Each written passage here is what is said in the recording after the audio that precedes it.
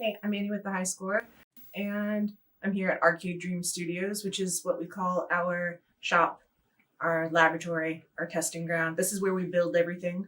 Um, so we are trying to do more actual video documentation of our process here, of making not only arcade machines, but all of the billion things that we build and make. So problem with that is that my tripod shoe, which is what connects to the camera, was missing. So to try and make a good video, you kind of need that.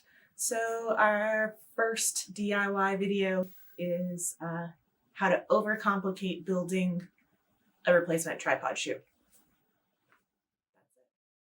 So we're using Tinkercad for our design. I know there's a lot of different programs out there, but so far for what we've needed, it's been great to use.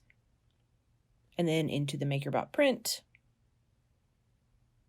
And then on to our 3D printer. So a tiny bit about our 3D printer. We actually bought this used off of eBay. We had to replace the extruder, but even with that, it was still way cheaper than buying a brand new 3D printer. We use it all the time. We make fun projects. We use it to create specific brackets for specialized parts for our machines, and it's just fun to play around with.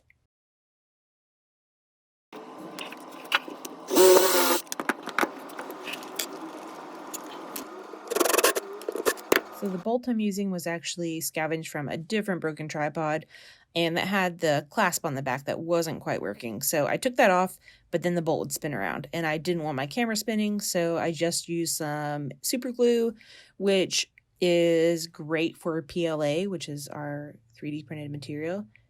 And so far so good. That's what I filmed my intro with.